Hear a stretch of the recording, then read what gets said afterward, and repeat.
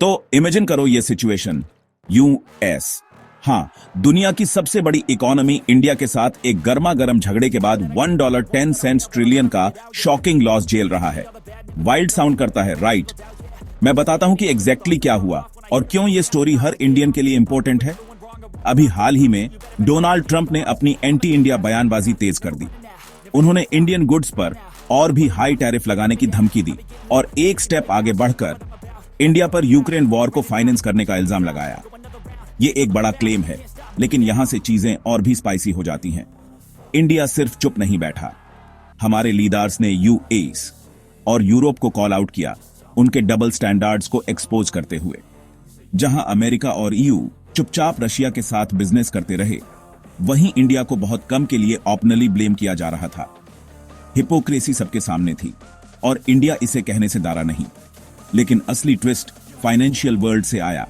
जैसे ही ये political tension बढ़ी, इंडिया में स्टॉक मार्केट को एक बड़ा झटका लगा।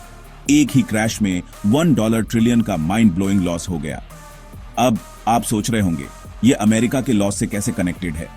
यहां कैच है, यूएस इंडियन मार्केट्स में बहुत हेवीली इन्वेस्टेड है, टेक स्टार्टअप्स से लेकर ब्लू चिप कंपनियों तक।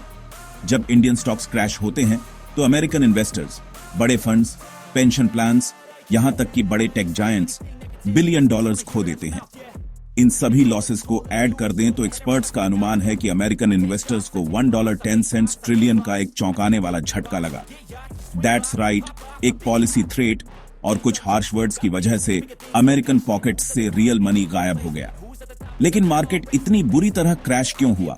कुछ लोग कहते हैं कि यह डर था। पॉलिटिकल टेंशन इन्वेस्टर्स को नर्वस करती है। जब ग्लोबल पावर्स टकराती हैं तो पैसा सेफर प्लेसेस पर भाग जाता है।